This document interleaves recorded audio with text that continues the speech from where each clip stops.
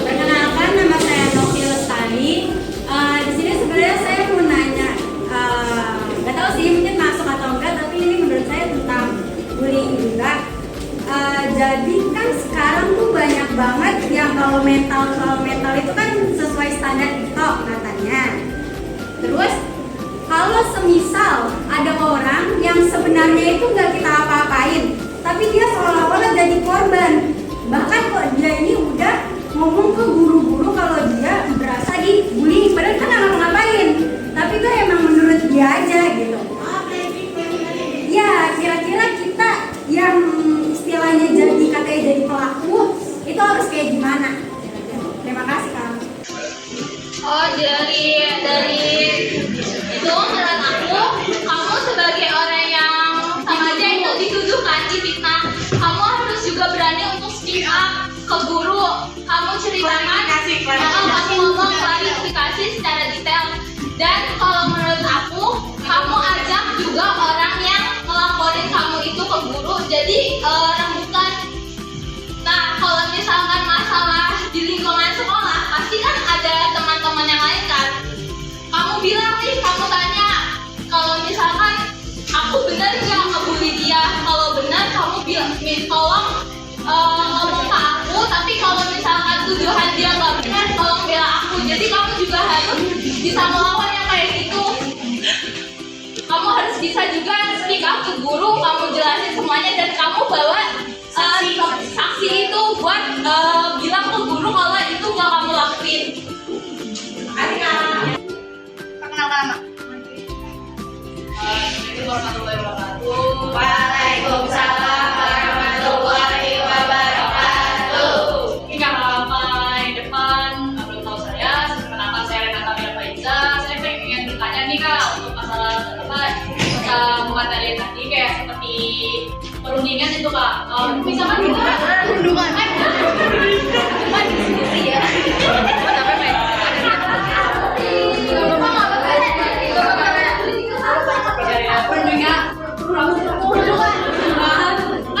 Kita misalkan menjadi korban nih Kak, kita sebagai korban misalkan udah jatuh nih ketika rendah kita nih, udah mengalami depresi, terus kayak seperti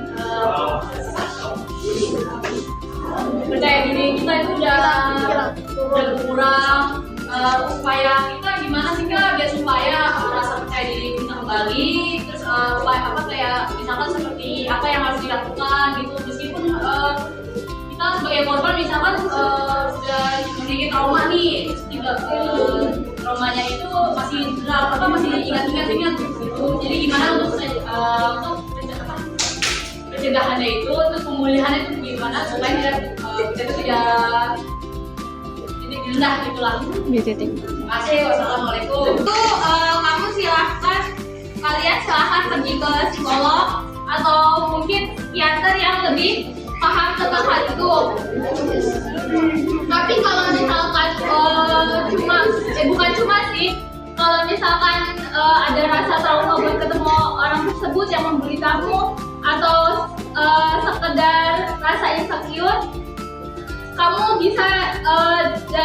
tadi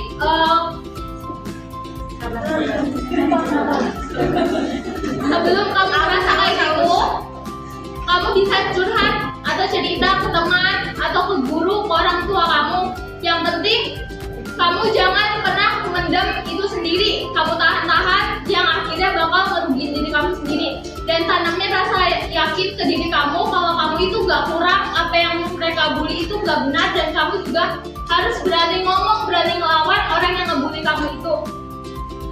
Dan itu yang paling susah sih, emang rasa trauma itu buat dihilangin. Tapi kamu bisa kok pelan-pelan hilangin rasa trauma itu. Kamu banyak ngaca, kamu punya kaca, kamu ngaca, kamu ngomong ke diri kamu sendiri, kamu bilang kalau kamu tuh sempurna loh, kamu tuh cantik loh, kamu gak ada yang bisa. Kalau kamu tuh harus ngomong ke diri kamu dan bantah semua orang yang bully kamu, apalagi masalah fisik atau kepintaran seseorang.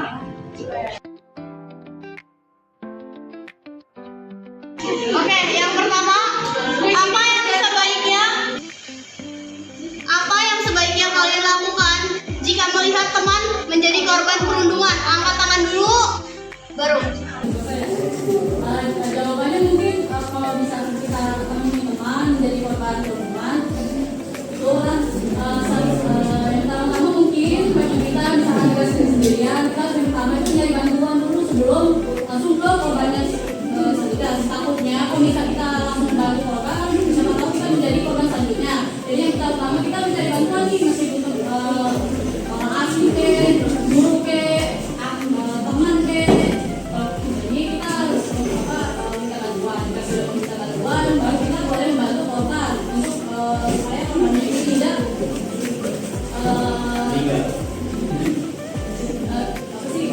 dilindungi lagi. Jadi untuk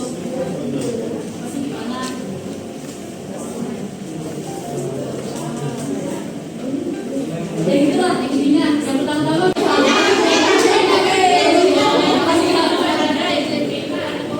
apa yang dimaksud dengan perundungan atau bullying dan bagaimana kaitannya dengan pelanggaran HAM?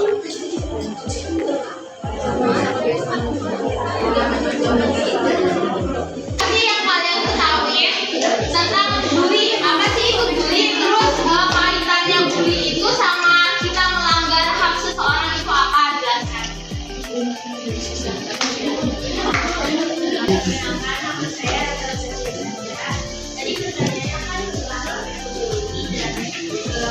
Apa hubungannya? Antara bully sama hak.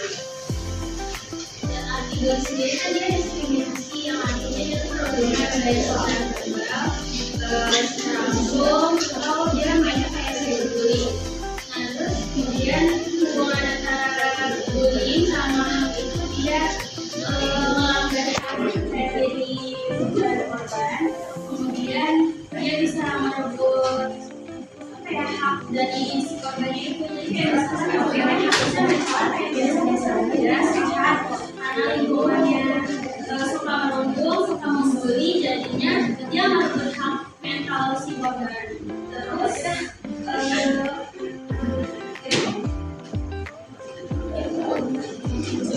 ya dia jadi kayak kalau itu tuh juga tenang-tenang aja, tapi karena ada si bullying ini, karena dia disini didorong pakai kata-kata yang negatif, akhirnya hak dari ketenangan si korban ini jadi terancam. Jadi dia nggak bebas melakukan